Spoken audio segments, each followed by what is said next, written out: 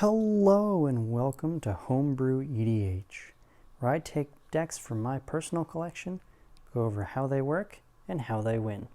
This is episode 2 of the Strixhaven Stretch, which is a 3-part series of the 3 brand new Strixhaven commanders that I just built. This one is Quintorius, Field Historian. He costs 3 red-white for a 2/4 Elephant Cleric.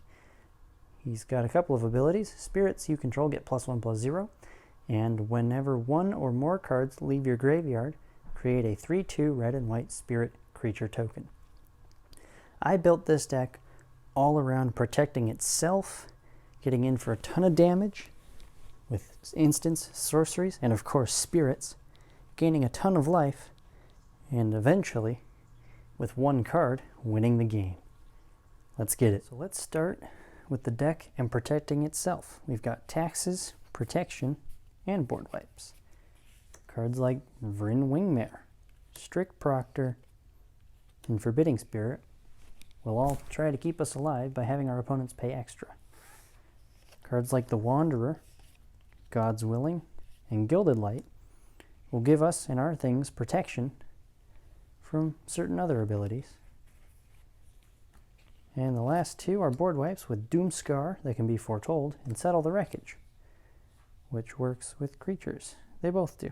Okay, great. Let's get into the life gain aspect of the deck with a couple of things. We've got Aerial Assault, Wingmate Rock, Impassioned Orator, Haven Gagglemaster, and Doomscar Oracle, all of which will gain us life in various ways, with the best card in the deck, the most important, or second most important rather, with Radiant Scroll Wielder. 2 red-white for a 2/4. Instant and sorcery spells you control have lifelink. All those direct damage spells that we're going to be casting and potentially recasting with this card all gain us life.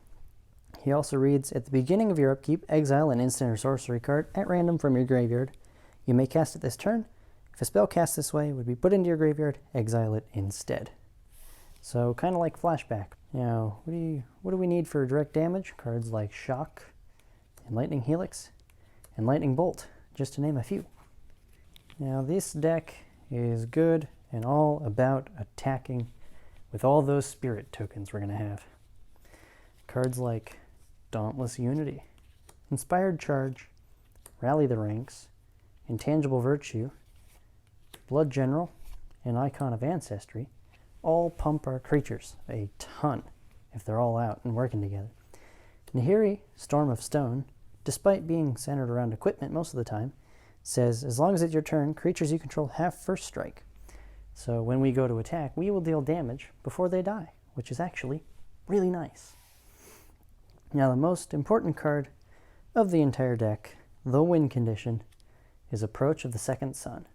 6 and a white for a sorcery. If this spell was cast from your hand, and you've cast another spell named Approach of the Second Sun this game, you win the game. Otherwise, put Approach from the Second Sun into its owner's library, 7th from the top, and you gain 7 life. So the first time you cast it, it will be you gain 7 life for 7 mana, and then you're on a 7-turn clock. Just gotta survive, draw it, cast it again, hope it doesn't get countered, and win the game. If you enjoyed the video, go ahead and leave a like. Consider subscribing. It's free. You can always change your mind later. If you have any ideas for decks or strange things you've come across that you would like me to build around, go ahead and leave a comment. I read them all. As always, the deck list will be in the description with all the cards I did not include in this video.